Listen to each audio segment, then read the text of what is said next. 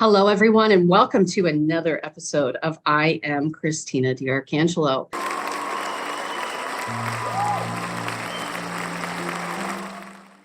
This is the first time that we're in the new podcast studio. As everyone can see, the background has completely changed and it has become more CD-centric. And as a result, my first guest, who you've seen before, I invited back in because you know what? We're heading into spring. The colors are starting to be more bright, vibrant. The flowers are blooming. The bees are buzzing. Welcome, Kimberly Wilsey. Thank you for joining me today. Oh, well, thank you for having me back. I'm so excited. I'm so flattered. We always have a great time getting to connect with each other and also the community with our listeners, your listeners. So it's an honor. Thank you so much. And so you all are probably wondering what kind of information are we going to talk about today that will be beneficial for you. And so Kimberly and I, as you know, we work alongside each other all the time on different endeavors. Kimberly is the head of my glam squad throughout the United States. Primarily when I'm in Pennsylvania, she's my main gal. Yeah.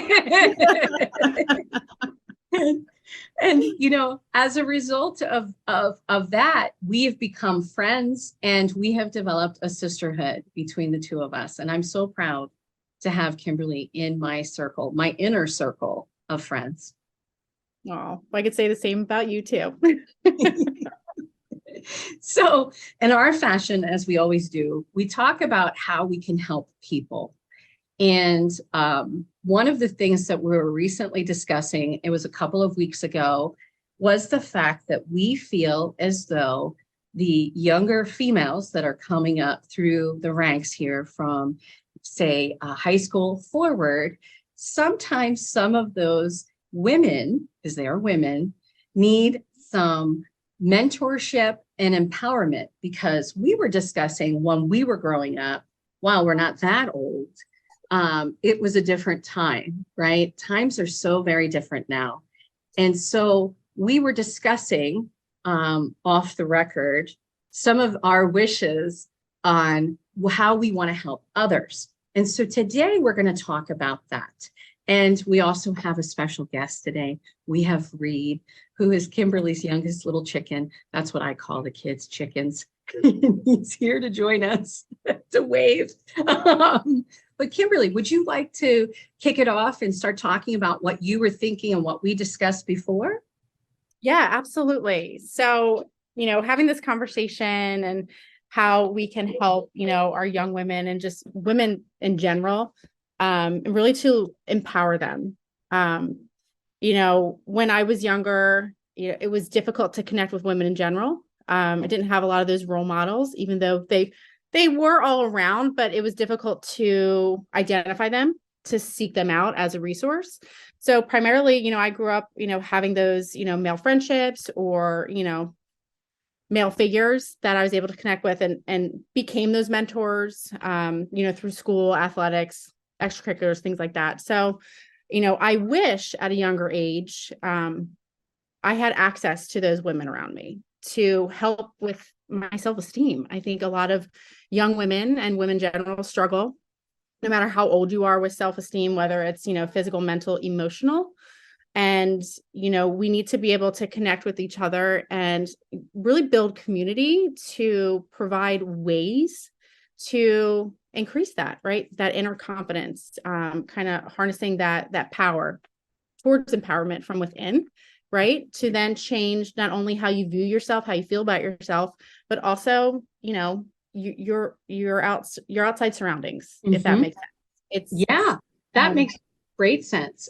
And I can dovetail on that too, because we were talking about how similarly it was when we grew up, you know, and the fact that, yes, we had moms, but our moms were of a different person than moms nowadays, like we are as moms, right?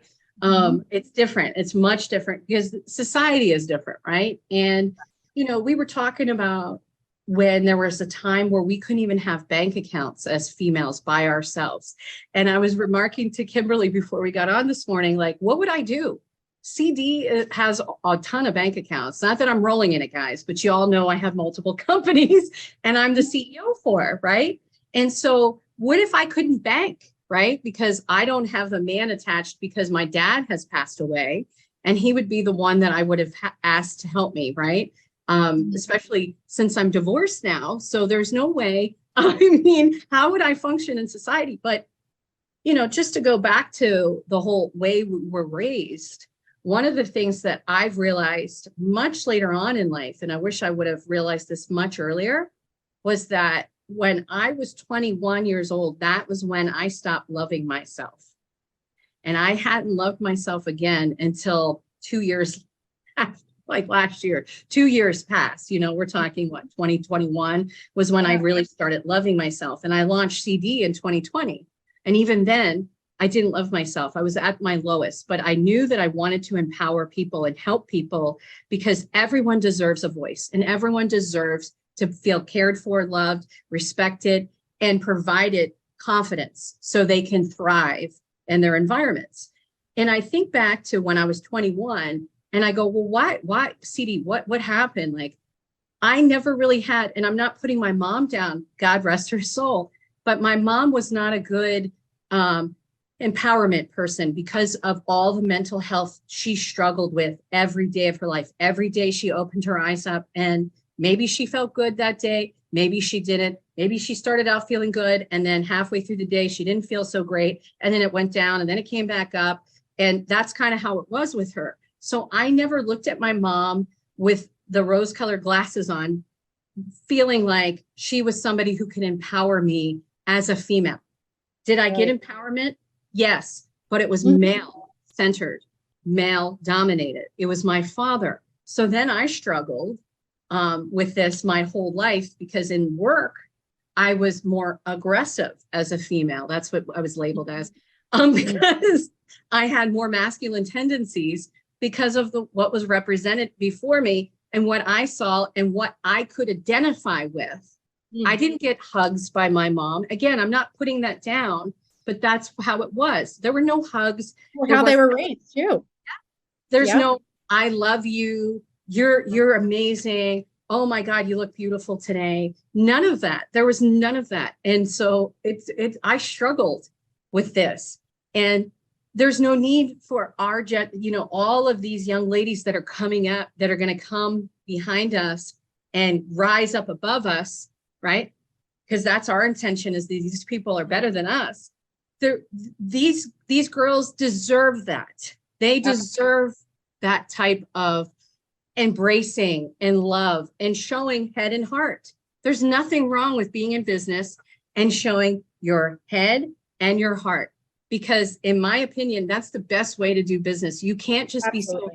I was so head focused my whole career. It wasn't only until I had my son, which was 10 years ago, that I switched then, because then I realized, oh my God, I have to use my heart more. But being corporate, you're not supposed to do that.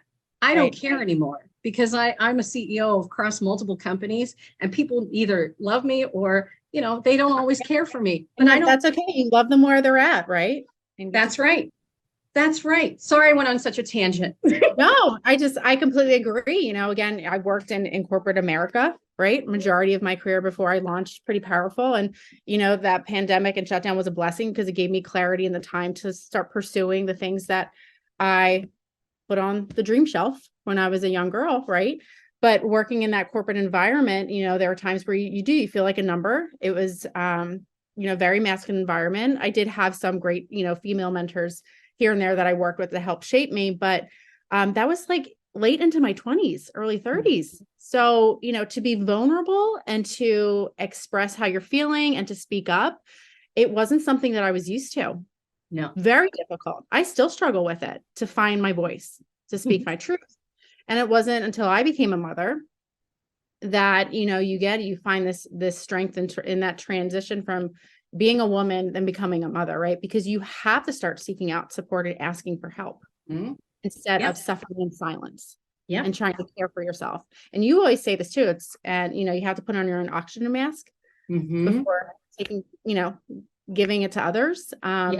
So, we need to start making this a focus every day, to work on it, right? It's like it's a practice of self-love, to, increase that self-esteem. So you can, I don't like using the word survive each day, but, put tools in your toolkit, right? Yeah. Situations come up that you don't expect in life, and how you can better handle them, right? Versus life coming at you and it totally depleting you mentally, spiritually. Yep. So it's not an easy world that we live in nowadays. no, Sorry. it's very difficult. Poochie was pushing. Special guest. She was like, I just want to see how she lays on your heart. I mean, this dog, she's amazing. And her little collar says her name, Gucci. And she's my baby. Okay, I have to talk. But yeah, like, I think all of what you said is so important. And I think the fact that at some points you've been afraid to express yourself, you're in good company. I was like that for the longest time. And then finally I was like, well, I don't care anymore. Yeah. And it comes, I think, with age and experience. You're just like, people's opinion of me is none of my business. It's the best line I could ever heard, because you have this confidence about yourself because you start understanding who you are. You start stripping back those layers of those beliefs, those patterns, how you were raised, finding your identity through other people or people pleasing, because I'm a recovering people pleaser. And you start being okay with you first and foremost, right? And then loving yourself. You have to love yourself so much, and give yourself that love that you would give other people. Absolutely. Absolutely. I mean, can you imagine what it would have been like if we had loved ourselves since the early age of our formative years, and then who we've become because of it? And yes, have we been able to, to steal your previous statement, build a toolbox, our peripheral toolbox? Yes, we have been. But it hasn't been right. It hasn't been the easiest, right? No. And traumatic. It's traumatic. Things are still triggering. But we can identify those situations with our younger self, whether it's our, young woman or just that little girl. And I think have come from a place of love and forgiveness. The people that we were surrounded with through life, family, friends. Yeah. Because they were doing the best that they could. That's right. For what they knew at that time. I mean, the world is so different nowadays. And, there's so much more bullying now than there was ever in the world. Like, when we were kids growing up, we got bullied, right? But it was to your face, right? Different. Or maybe they wrote a little note on a piece of paper, those little notes. And they may have said some mean things about you, or whatever, right? But now it's like they can get on Instagram, TikTok, Facebook, they can get on Twitter, they can live stream, they can do all kinds of horrible things to make people feel bad about themselves, when in fact, these poor people are just so hurt inside. They're targeting these other kids because they have something that they don't have. And instead of talking about it and saying, to their mom or dad or whomever it is that they have as their caretaker or even their teacher, they go out and they lash out, because this is what's happening in society. It's more comfortable to lash out than to sit in discomfort and discuss why you feel a certain way. And I know you're raising your boys to express themselves, and Christian, same thing. And sometimes I wish he would stop talking, because silence. I just like, Gucci knows. Sometimes I just want some quiet, because I need to be quiet in my brain. But like the reports you get from school for Connor, because he's 5 and now he's in school, you get this feedback, and how polite he is, and kind and empathetic and sweet and good natured and smart, and he questions, he's curious, because that's the way you And, obviously your husband, Craig, are raising these kids. You're trying to show them a different way of life than what you saw as kids. That's exactly it.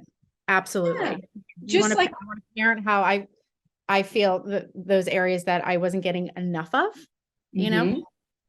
from my parents, and they were great parents. I had a great childhood, regardless of, the different experiences, challenging as some of them were. But I realized in those moments where you have like the meltdowns or things are escalating and you're trying to communicate and you just have to take a step back, take a deep breath. I'm like, remember how this felt. And let's try something else. Right. It's just trial and error. And, we're human. And I always do that wraparound conversation, with my son. And I'm like, if I made a mistake, I'm going to apologize. I know that was scary for you. Right.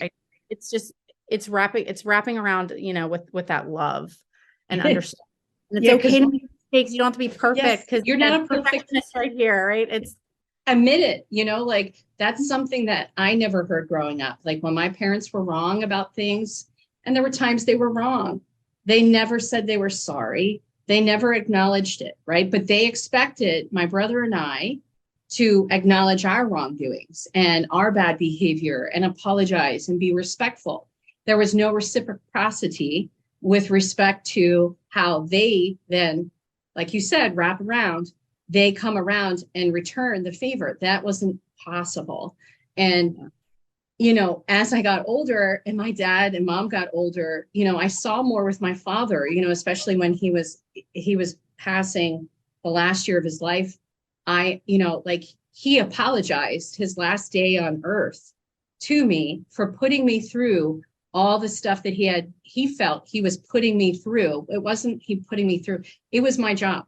I'm his daughter. My job is to help my family and my parents and things. And luckily I had the biotech background that I could understand what these doctors were saying, understand potential treatment options and things of that nature, understand drug interactions and contraindications and all those words that I use all the time. But to hear him say, I'm sorry, his last day on earth, I was like, wow, Dad, you don't have to be sorry. I didn't need to hear sorry then. When I was a younger girl, when things were wrong, then I could have used an I'm sorry, but not now, not on your last day in here, and I didn't even know it was his last day, but I had a feeling it was. And even with my mom's struggles, as last year, and then leading up to her death, it was hard because she didn't apologize a lot because of the mental health. She didn't see what she was doing. And it's not an excuse. She didn't see it. And I had to learn to accept that. It's very hard to accept that.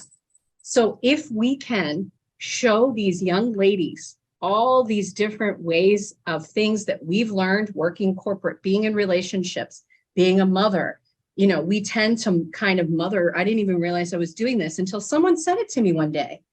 Well, Christina, you mother us. I'm like, I do? Like, what do you mean by that? Do you feel like you don't have a voice? That's how I was mothered. And then they're like, no, it's nurturing. As a mother would, right? Yes. Just kind of coming on that communication and it can be a safe space, right? I think you see the potential, right? Yep. Others, maybe they wouldn't see it themselves. So you kind of help, it's that encouragement, that love, unconditional love. Absolutely. And that is what we want to share with our younger generation of females that are coming up. Kimberly and I, our call to action is to help others, especially young females, because we're female, right? And like Kimberly said in the beginning, and I've said as well, I think I didn't have a very good, when growing up, I didn't have a female, really that could stand other than my mom, but she was old school Italian. Like she'll throw a shoe at your head if you're not going to listen. Like, And I love my mom. I loved her, but that was a different kind of empowerment. Female empowerment. Yeah, I could say the same with, my Mimi, my mama, my mother. They were all strong in a different way, with how they were raised. And they all had their own struggles too. That's right. From their childhood into adulthood. as well. So, you take those lessons learned, and you kind of, you create your own way. That's right. So I'm going to have us end now because we're close to our time. When we get on these chats, I know, we can talk forever. What we want people to do as a result of all this, if you guys could, please pay attention, because there's some things that we're going to be doing together. We have in mind a very empowering workshop where Pretty Powerful will be showing up. CD will be showing up. I hate calling my brand my name, as you guys all know, because I feel like it's egotistical, but we have some amazing things in store that we want to be able to share with the young females, first in our community, because we're very blessed that we live in the same school district. Our kids go to the same school district, not the same schools, but they go to the same school district. So we're going to be doing something very soon. And then, envisioning and manifesting, I see us on a big stage together doing this, like big time, like roadshow kind of stuff. Yeah. And, it's going to be, it's going to be fun. And so thank you, Kimberly, for taking time out of your busy schedule to meet with me today and discuss this very important topic, which is true female empowerment from our younger generation going forward. Oh, absolutely. Well, again, it's always a pleasure. I love being able to connect with you, and again, connecting with our listeners and hoping to make a positive impact from here on out for our young female. Absolutely. So as we always say on all of our shows, remember, we are the same. I am Christina DiArcangelo. Thank you for joining us today.